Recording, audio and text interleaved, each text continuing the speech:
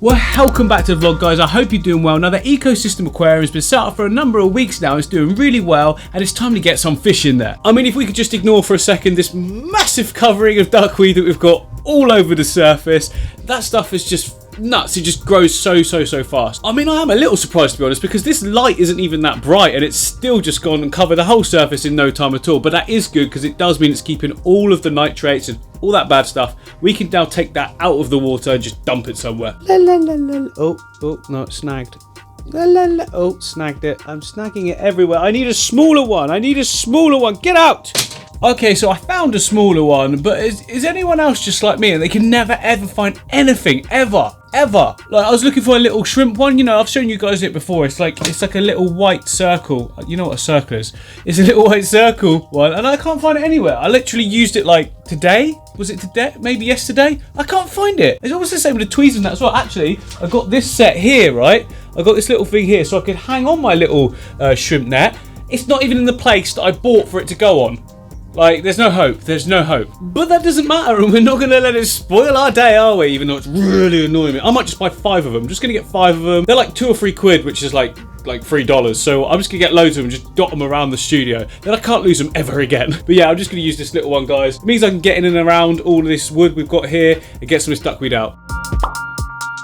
Click subscribe.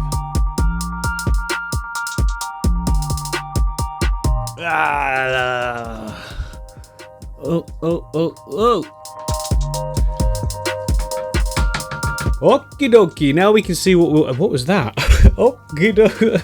Okay, so now we can see what we're working with. Guys, it's done really well. Come on, I've not touched this tank at all. Deliberately, I wanted you guys to see what happens if you don't touch a tank for 2 weeks straight or 3 weeks or whatever it's been. A lot of my tanks nowadays don't have duckweed in them, but a tank like this that we want to do no water changes in, apart from the initial setup ones that we will be doing in a minute. In these sort of tanks, you do need to use duckweed. We don't need to, but you know, it's massively beneficial to use the duckweed. As you've seen, it covered the surface. It used a lot of nutrients to create that duckweed, and I've just taken it out of the tank and dumped it into there, which is good because now that waste is gone, apart from all this ugly waste at the bottom that's sitting there, and that's because there's no flow getting over that area. But once we get some fish in there and some cories and all that on the bottom, that will all be looking great. Exactly the same was in this tank here, actually, to be fair, guys.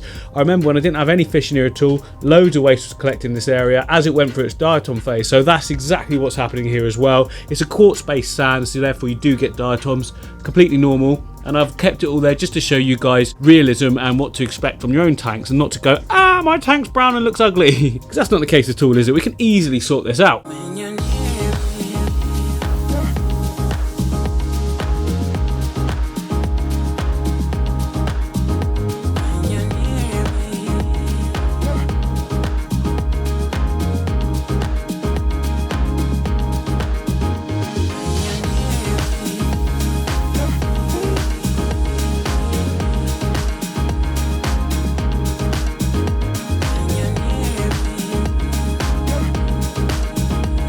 Right, well, that's freshened everything up a little bit.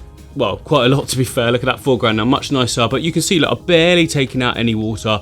Just enough to siphon off those diatoms in the front area there, and it's just a lack of flow that's basically causing it. But now we set that back to how we want it to be. We can actually just top the water up a little bit. I wouldn't really class that as a water change. Guys, you don't want to be doing big water changes on ecosystem aquariums like this. The plant life in there is massive in terms of, you know, the volume we've got. So that's going to be doing all of the cleaning and the filtration anyway. You don't need to worry about loads of big water changes in this type of aquarium. It won't settle, it won't do its thing. And in fact, by doing a big water change, you'd massively upset the balance anyway. I've done it before and it just went misty and horrible, bacteria die off, because obviously there's still lots of snails in here. I mean, you can see one big one there, but there's loads of snails producing waste and actually been cycling the tank for the past few weeks, which is why it's actually now fine for us to start putting our fish in. I'm doing that left and right thing again, sorry guys, it's just how I sort of stand and move when I'm talking. But yeah, I'm very impressed with how this one's gone. I mean, look at all of this already. This emerging plants are just growing. Look, on top there's all those sort of extra shoots coming off, and that's just looking really good already.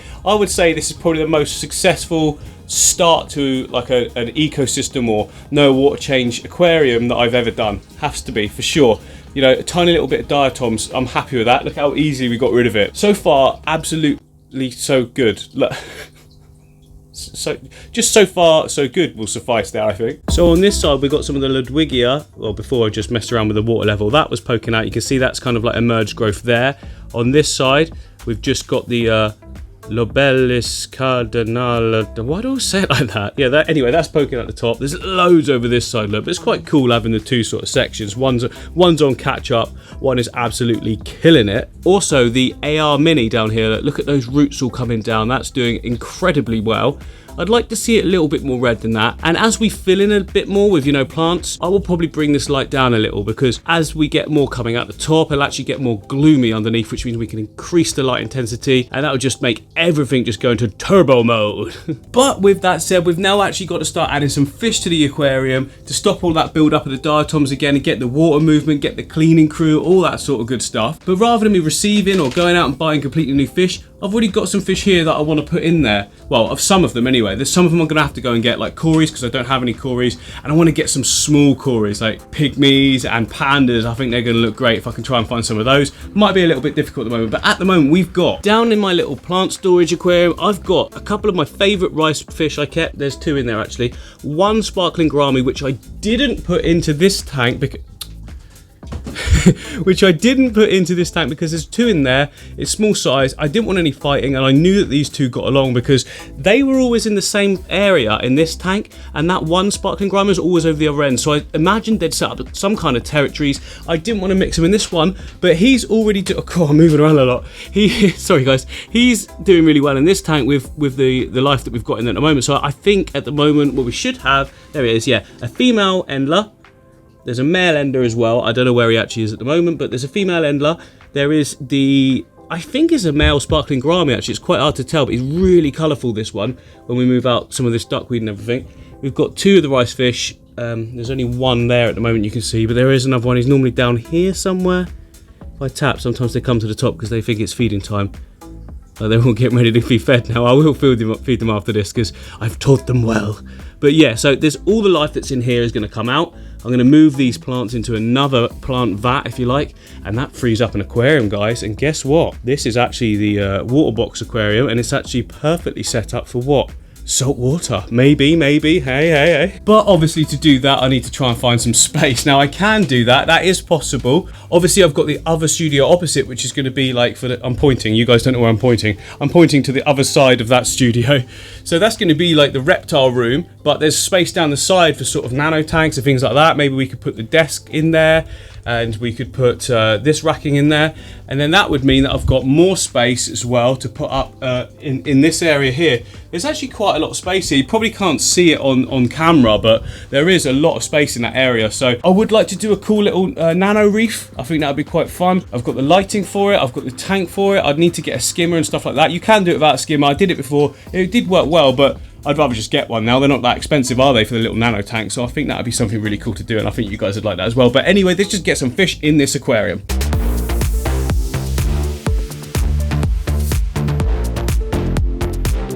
So I've taken all of that water lettuce out because I'm going to be using that in another scape another time. Water level's a little bit low, but there's still tons of water and plants in there for these like 3 or 4 fish that I've got. So that's all good. It's all going to be changed around anyway. Oh look, we've got a friend.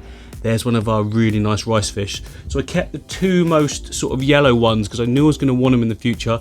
I can see the gourami there, look, and I can see the other two down the bottom there. And I think the male ender's around the back there, but let's get them out. Let's get them into their new home.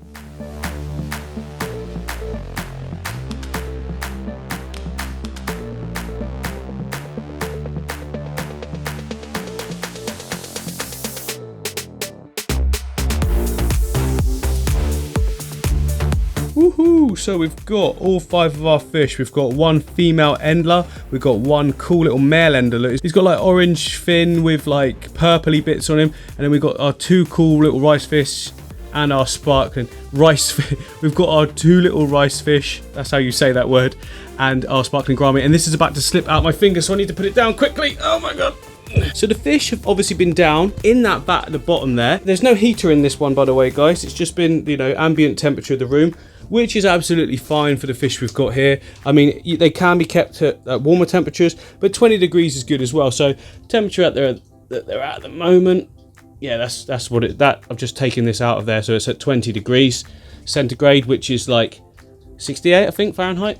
And then the temperature in this tank, should be about the same. There's not going to be a lot in it if there isn't. Yeah, so that's staying at 20 as well. So perfectly matching temperature. That means we can put them straight in, straight away. Everything all good. Now just a quick note on sparkling gouramis, guys, and their temperature. So mine are kept at 20 degrees. Now the recommended range is more like 22 upwards. When I bought my sparkling gouramis about 6 months ago, maybe even longer, they were in a tank that was at 20 degrees. So that's why I brought them home, put them in 20 degrees. They've been fine ever since. I mean, even these ones in this, oh, there it is again. Even these ones in this tank, 20 degrees as well, guys. 20 degrees they were down there. And this tank's 20 degrees as well. So, you know, it's good for me. Hopefully that'll be the same for you. But always ask the temperature that your fish are being kept at when you buy them, because that's most likely what they've been sort of bred in. And that's why they're surviving well in the shop.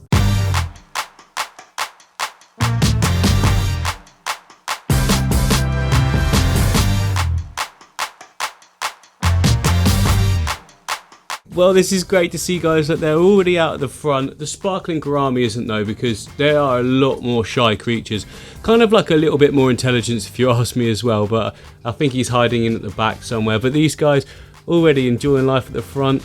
Their own little crew. I like having a good little mix of fish, but obviously that's not enough, is it? We're going to need at some point to go out and get the cories. Maybe we could do like a quarantine fish buy or something like that. Show you guys what it's like at the moment to buy fish in quarantine. Maybe that's a good idea. Let me know if you think that's good. But these guys are instantly doing fantastic, and that's really good to see. It's great to see them in a proper tank instead of like the plant vat on the floor, because obviously all I'm doing is going down there to feed them and checking on them every now and again, which isn't really like enjoyable for me. I mean, I don't expect the fish really care, to be honest. They had a nice planted tank either way, but